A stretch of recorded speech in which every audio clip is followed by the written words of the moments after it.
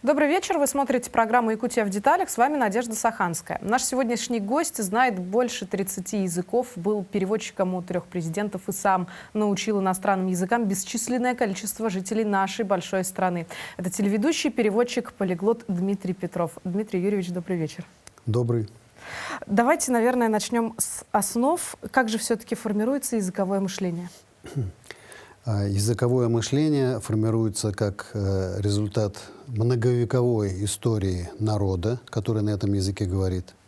История формирует менталитет. Менталитет неизбежно проявляется в языке, а язык, в свою очередь, воздействует на окружающий мир и на культуру народа.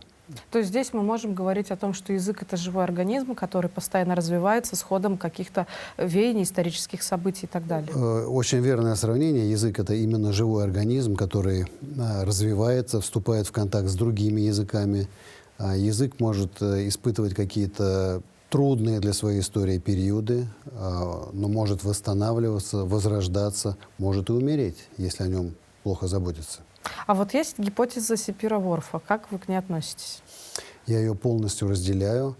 Более того, когда я начинаю изучение нового языка, а я постоянно изучаю какой-то новый язык, прежде всего я интересуюсь историей, традициями народа, язык которого я изучаю. И когда я языки преподаю, провожу какие-то курсы, я всегда предлагаю студентам найти какие-то ассоциации, которые вызывают тот или иной язык, и обязательно с первого урока, с первого часа я стараюсь посвящать их немножко в то, каким образом носители данного языка видят окружающий мир. Элемент культуры тоже присутствует. Обязательно. А есть же такая практика, когда, например, начинают изучать языки по песням, когда слушают и потом смотрят перевод и что-то в этом духе. Это мой случай. Да вы что? Я начинаю изучать все языки с песен. Более того, все мои курсы, включая телевизионные, заканчиваются совместным исполнением песни на соответствующем языке. Ой, как здорово. Ну вот знание и владение, например, на одинаковом уровне, оно же все-таки сказывается еще и на развитии человека. Здесь для якутян, наверное, этот вопрос особо актуально стоит. Да, но надо сказать, что билингвизм, владение более чем одним языком, это достаточно распространенное явление. Это не стоит рассматривать как некое феноменальное исключение из правила. Дело в том, что 55% жителей Земли билингвы. Более того, около 10% землян трилингвы. Это в каких случаях? В большинстве стран мира. Например, 2 самые населенные страны Индия, Китай? Индия и Китай практически поголовно, то есть до 90% населения, а в каждой из них живет на минуточку 1,5 миллиарда людей, являются носителями 2 или 3 языков. Угу. То есть, по сути, моноязычные страны и территории — это скорее исключение. Это я говорю к тому, что владение более чем одним языком — это не удел профессиональных филологов или людей, одаренных какими-то особыми способностями. Это нормальное явление, и каждый способен. Мой лозунг: полиглотом может стать каждый. А здесь же появляется еще, наверное, вариация своего какого-то регионального кайне. Конечно. Лингва франка — это явление, которое всегда существовало во все периоды истории человечества. В разных регионах, в разные периоды это были разные языки. Когда-то греческий, в Европе латинский, арабский язык для мусульманских стран. Поэтому помимо родного языка или диалекта, практически большая часть людей всегда владела тем языком, который служил средством коммуникации с окружающими народами. Но все-таки некоторые языки сложнее изучать, чем другие. Но объективно говоря, понятие «сложный язык» можно отнести к тому языку, который максимально отдален от нашего родного языка, структурно. Допустим, для кого-то славянские языки считаются чудовищно сложными, Для китайцев, по-моему, как. Да, но для носителей одного славянского языка, например, русского, для нас не будет запредельно сложным изучить другой славянский язык. А наоборот, освоить китайский язык потребует некоторых усилий и много времени. Есть даже поговорка на этот счет — китайская грамота. Китайская грамота, да. А, наверное, вы в курсе, что в интернете есть такой тренд, который, по-моему, появился в балканских странах — межславянский язык. Вот как можно объяснить это явление? Дело в том, что славянские языки в исторической перспективе разошлись между собой не так уж и давно, всего лишь 1000 лет назад.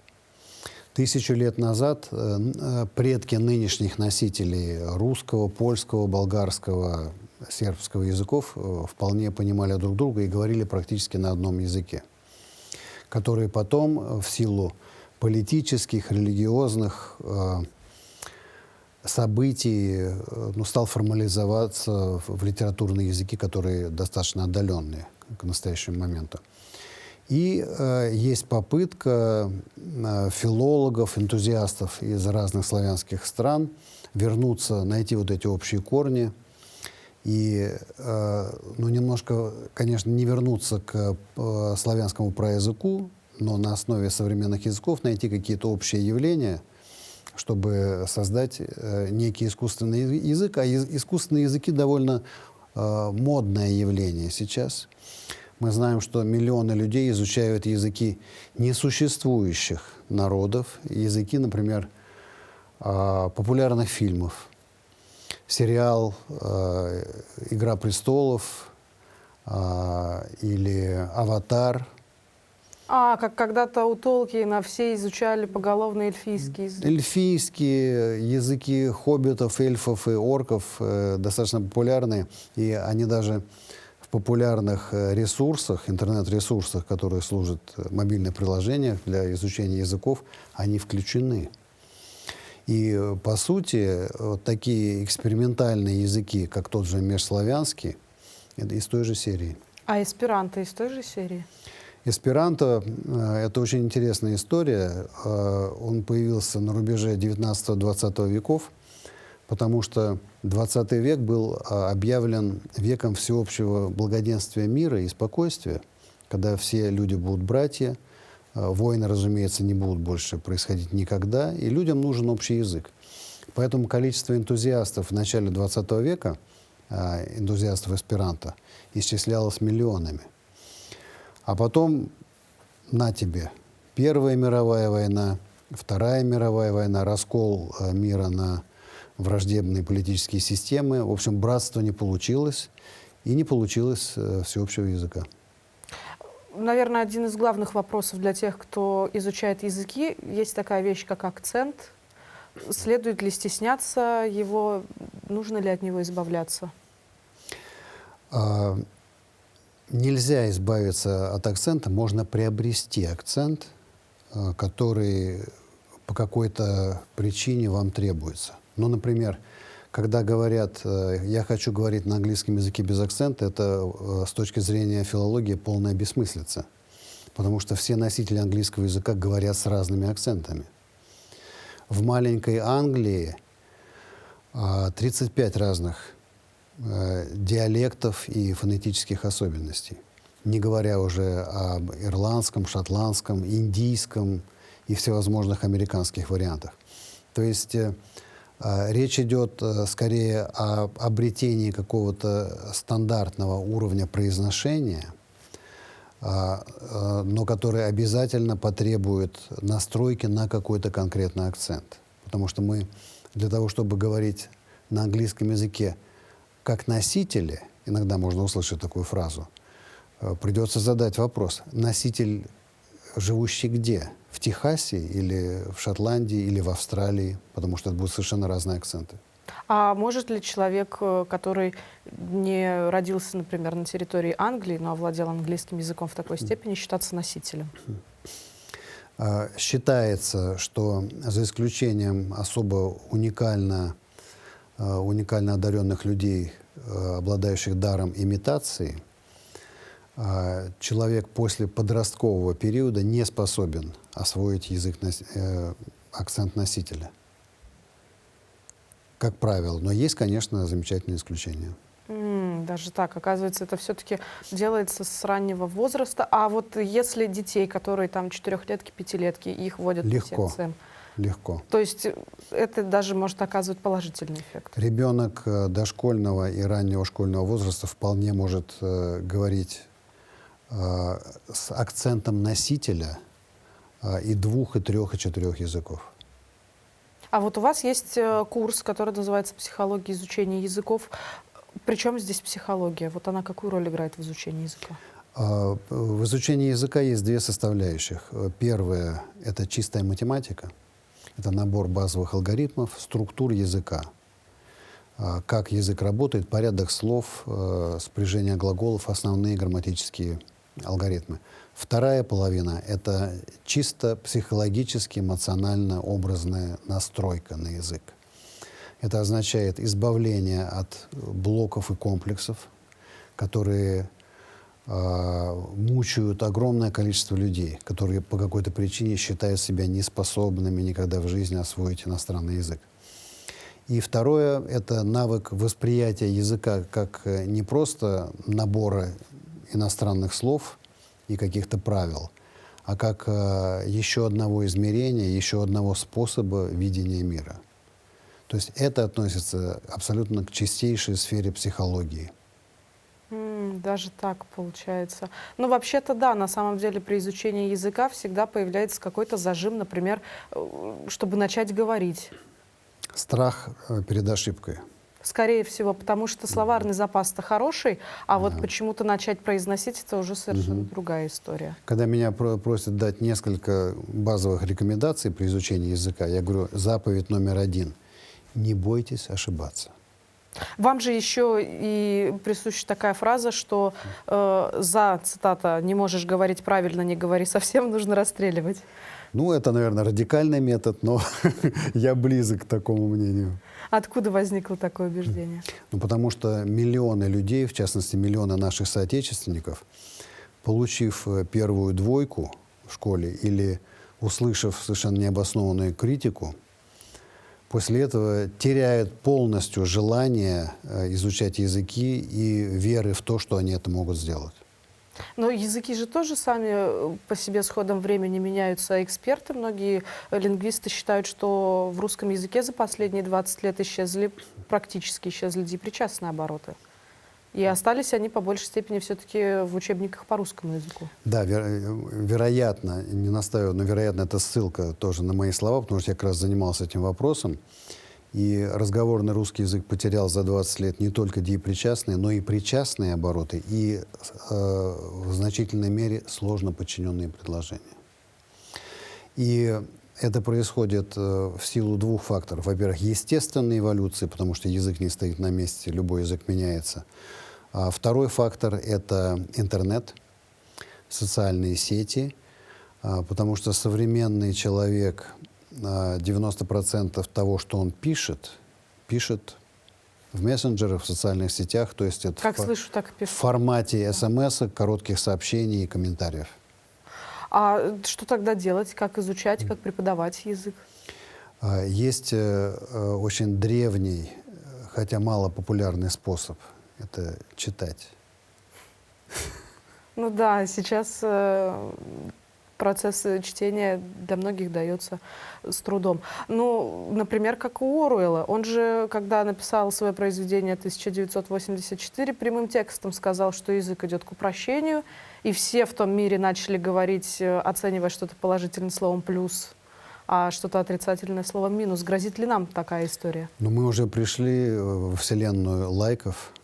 Ах, да. Ну, тогда мы что, возвращаемся к наскальной живописи? Только в цифровом Похоже варианте? на то, ведь огромную массу информации можно выразить с помощью смайликов, вообще не прибегая к текстовым сообщениям. Получается, что словарный запас человека беднеет, учитывая, что он предпочитает выразить свою эмоцию какой-то реакцией или картинкой. Да, иногда в народе это называется клиповым мышлением или клиповым восприятием. И мы наблюдаем это, например, скажем, благодаря использованию всевозможных гаджетов, смартфонов, современный человек теряет необходимость удерживать в памяти много информации, ведь достаточно кликнуть, например, на список контактов и получить необходимый номер. А раньше, ведь еще не так давно, люди помнили наизусть огромное количество телефонных номеров, адресов. Или хотя бы носили с собой небольшую записную книжку телефонную. Да. Как сейчас обстоят дела с профессией переводчика? В эпоху цифровизации переводчики не только научились довольно-таки хорошо переводить тексты, но и овладели идиомами, какими-то приемами, которыми раньше владели только люди, которые напрямую изучают язык. Да, более того, переводчики научились владеть еще искусственным интеллектом. Чат GPT, электронные переводчики всевозможные, которые, несмотря на страхи и иногда даже панические настроения, не смогли и в ближайшее время вряд ли смогут заменить живых переводчиков. Ну, например, те компании, которые изобретают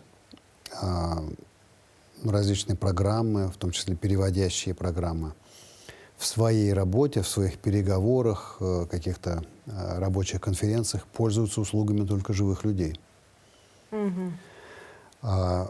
В частности, это происходит из-за того, что язык меняется стремительно. То есть вечером каждого дня мы говорим уже немножко на другом языке, чем тот, на котором говорили с утра. Скорость появления новых слов, изменение значений слов, появление профессиональных, социальных, возрастных разновидностей языка просто стремительно. И даже мощные системы компьютерные не могут угнаться за этим развитием. То есть, получается, пока у нас есть еще искусственный интеллект, который не до конца совершенен, вот эти компьютерные переводчики будут отчасти говорить о том, что, как когда-то в фильме «Осенний марафон», коза кричала нечеловеческим голосом. Да, совершенно верно. То есть это надо расценивать все эти средства как инструменты, как наши помощники, но не то, что может нас заменить. По крайней мере, пока. Ну, хорошо, тогда восстание машин в ближайшее время не ожидаем. А вот если возвращаться к изучению языков, и учитывая, что они все-таки, да, вот сегодня утром говорим так, вечером уже немножечко по-другому, будет ли меняться способ словообразования? Вот есть же такая университетская база, когда там говорят, есть флективная, агглютинативная форма и так далее. Она уже меняется. Ну, допустим, буквально пара практических примеров. Окончания, морфемы, заимствованные из латинского или из английского языка, сейчас вполне комфортно пристраиваются к славянским корням. Ну, пара примеров. Вот, допустим, есть слышали такое слово «зацепинг»? Это как за машину, когда молодежь цепляется которые ездят на роликах. за машину, автобус или вагон метро и так далее. И это официально. Это то, что зацепинг запрещен. Это не просто какой-то молодежный сленг. Это скорость путешествия слова из состояния жаргона или молодежного сленга в официальную лексику сейчас сократился. Ну вот инговое окончание, которое в английском языке используется как описание процесса, который проходит в настоящем времени, пришло теперь и к нам. Да. И претендует на ту же самую функцию. Да. А какие еще есть примеры? Окончание «ция». Как, например, слово «информация»? Да. Ага. То есть сейчас к любому процессу или явлению мы добавляем латинское окончание «ция», и вот вам новое русское слово. Кстати, это такой трюк, которым я пользуюсь, чтобы показать, насколько быстро мы можем расширить словарный запас в новом языке. Ну, допустим, есть несколько тысяч слов в русском языке, которые заканчиваются на «ция»,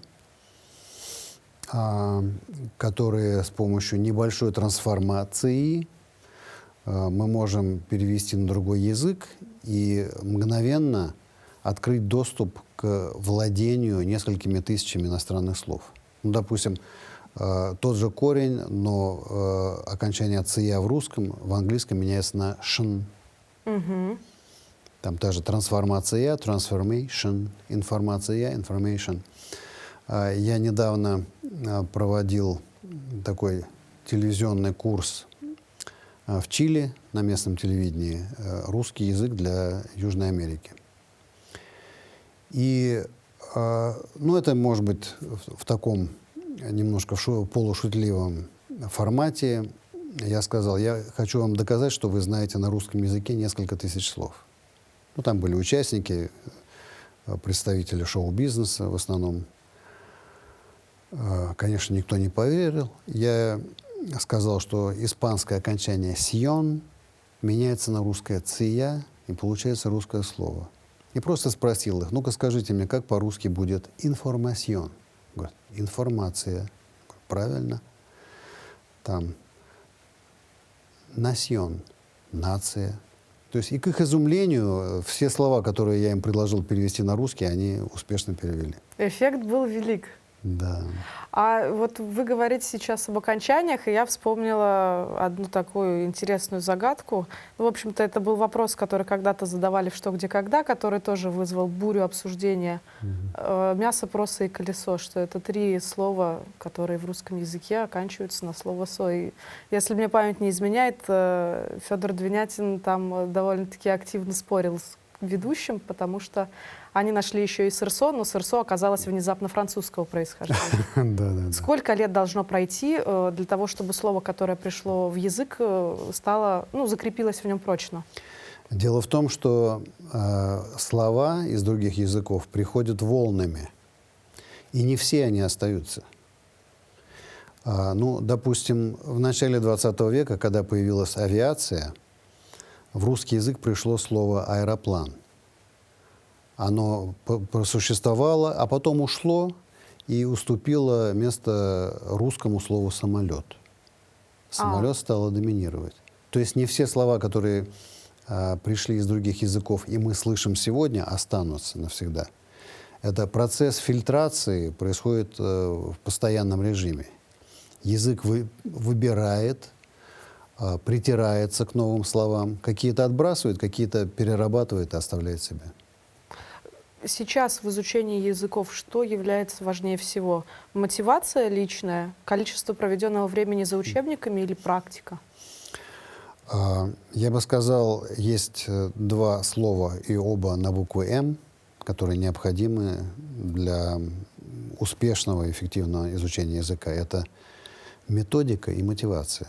Одно без другого не работает. Мотивация может быть совершенно личная и уникальная, у всех свои цели и задачи. Методика должна быть максимально компактной, потому что мы говорили уже о клиповом восприятии. Современный человек не может заниматься чем-то очень долго, не ощутив эффекта уже сейчас, уже сегодня. Поэтому, скажем, свои курсы по языкам я разделяю на модули. Результат должен стать очевидным не когда-то в отдаленном будущем, через месяцы и годы, а через неделю. То есть какой-то уровень должен быть достигнут максимально быстро, чтобы эта мотивация не ушла, чтобы энтузиазм не испарился, а наоборот, чтобы появился фундамент первичного успеха, на котором можно, опираясь на который можно двигаться дальше. А можно ли сравнить, например, изучение языков с ездой на велосипеде? Вот один раз базой овладел, и потом уже через какое-то время это все не стирается. Прекрасное совершенно сравнение. Это именно то, чем я всегда пользуюсь. Но я расширяю, я говорю, какой-то вид спорта, любой вид спорта требует освоения набора навыков, которые остаются с нами навсегда. Когда человек упадет 100 раз, но на 101-й поедет на велосипеде, этот навык остается в его теле навсегда. После этого он может 10 лет не подходить к велосипеду, но тело будет помнить. Руки, ноги и все остальное будет помнить, как обращаться с велосипедом. То же самое касается игры на музыкальном инструменте, танцу, вождению автомобиля, всему тому, где формируется навык. Язык — это тоже набор навыков. Мы не должны, пытаясь произнести какую-то фразу, каждый раз напрягать свой мозг, чтобы он нам выдал схему спряжения глагола и так далее. Это должно работать так же автоматически, как автоматически работают у нас формулы родного языка. Есть одна метода при изучении языка, когда надо увеличить свой словарный запас и заучивать слова парами-антонимами. Если черный, то надо учить слово белый, да? Большой, маленький. Да, совершенно верно. Когда, например, в своем курсе я прохожу тему прилагательного, это всегда через антонимы. Большой, маленький, хороший, плохой и так далее. А для развития памяти есть еще один древний способ. А развитие памяти сейчас требуется особо, так как, опять-таки, благодаря нашим замечательным гаджетам нам меньше приходится напрягать память, интуицию, навигацию. Это учить наизусть. Учить наизусть все, что угодно, песни, стихи, пословицы, афоризмы и так далее. Потому что это то, что создает новые нейронные связи, которые нам необходимы для того, чтобы принимать новый объем информации, расширять лексический запас и включать механизм комбинаторики. То есть, самое главное, не выучить много слов, а в автоматическом режиме уметь создавать из них словосочетания и предложения. Ну, получается, что изучение языка сводится к тому, что надо овладеть формулами, как правильно построить предложение и все прочее. Но ведь еще раньше говорили, например, что те, кто идут в гуманитарии, филологи, это те, кто очень плохо разбираются в математике или каких-то других точных науках. Но ведь получается, что здесь натурально математический алгоритм.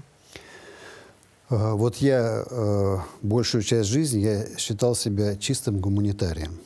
Но когда я стал заниматься созданием методик языка, я понял, что это чистая математика.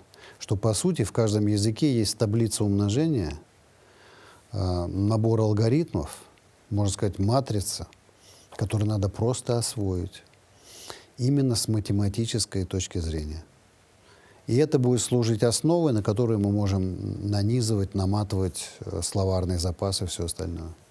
А читать произведения на языке оригинала насколько помогают?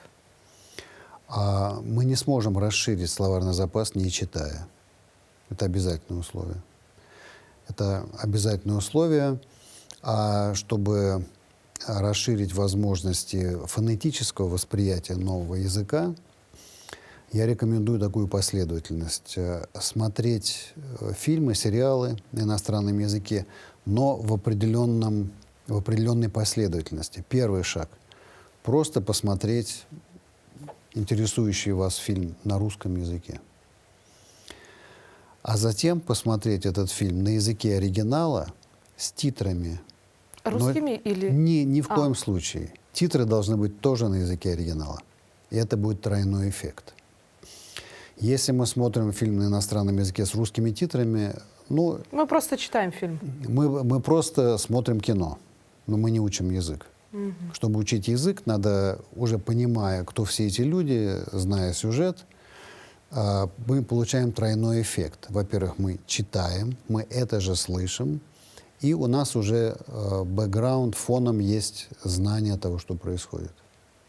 И это активирует процесс обучения. Именно с точки зрения восприятия речи. А если мы говорим о языке международного общения, раньше это место занимал английский язык, но теперь есть такое мнение, что все-таки китайский становится языком международного общения. Как быть? Кто прав в этом вопросе? Я думаю, это вряд ли когда-то произойдет. Во-первых, китайцы стремятся сами учить другие языки, а китайский сохранить для себя. То есть они не навязывают его в качестве языка международного общения, а потом он слишком отдален от большинства других мировых языков. и в силу очень сложной системы письменности. Если овладеть орфографией любого европейского языка, это вопрос, ну, очень ограниченного периода времени, то китайскую письменность надо осваивать полжизни. Вот китайский вместе с английским, русским, арабским, французским языками, испанским — это вот 6 языков всех международных организаций официальных. ООН, ЮНЕСКО и так далее. Просто можно сказать так, что английский язык в течение какого-то периода доминировал полностью. И можно даже сравнить это с господством доллара в финансовой системе. Скорее всего. Да. Но он стал немножко уступать свои позиции, в том числе благодаря развитию интернета. Если в 90-е годы англоязычный контент занимал 90-95%, сейчас он упал до 50%. И, кстати, русский язык никогда не выходит из 5 самых важных языков интернета. То есть Рунет — это один из важнейших сегментов. И сейчас присутствие в интернете — это один из факторов важности и эффективности языка. А когда изучаешь язык в университете, говорят, что у него есть 2 функции — когнитивная и коммуникативная. Появились ли еще какие-то функции? Виртуальное. То есть? Ну, современное, это уже немножко из сферы такой футурологии. Современный человек все больше времени проводит в виртуальном мире. Ну, немножко это, может быть, перекликается с фантастикой в стиле «Матрицы», но от 10 до 50% времени нашей жизни вот современный человек, причем эта цифра увеличивается, чем моложе поколение, проводит сам с собой в виртуальном мире. И вот в этом мире он тоже общается на каком-то языке. Он общается сам с собой, с виртуальными собеседниками, с другими программами и так далее. То есть это становится тоже формой использования, применения языка. А вот когда, например, в резюме пишут уровни владения языками и указывают, например, там, французский со словарем, считается ли это, что человек языком владеет? Ведь словарем-то пользоваться умеют буквально все. Конечно. Это очень такие аморфные определения, потому что вот есть такая система по буквам, да, А1, Б2 и так далее. Изначально она была придумана для того, чтобы понять, какую работу может выполнять человек, приехавший в страну. Может ли он только, допустим, подметать улицу, или работать в офисе, или общаться с деловыми партнерами. То есть это был запрос рынка труда. На самом деле все вот эти классификации, они очень плохо, ну, недостаточно хорошо, скажем так, определяют уровень знания языка. Потому что потребности использования языка, они настолько же различны, насколько различны все люди. И когда мы говорим о базовом уровне или читаю со словарем, ну, это, по сути, с точки зрения лингвистической, филологической, это ни о чем. Это просто очень условные понятия для того, чтобы написать в резюме там, или при устройстве на работу, представить это как некий дополнительный аргумент. Угу. Ну, становится понятно. Дмитрий Юрьевич, большое спасибо, что пришли к нам сегодня, нашли время. И, ну, лично для меня произошло очень много открытий за эти 35 минут, возможно, для наших зрителей тоже. Будем рады видеть вас не только в республике, но и в нашей студии. Спасибо, очень приятно. Ну а на этом выпуск программы «Якутия в деталях» подошел к концу. С вами была Надежда Саханская. Смотрите нас по будням в 19:15. Расскажем обо всем в деталях.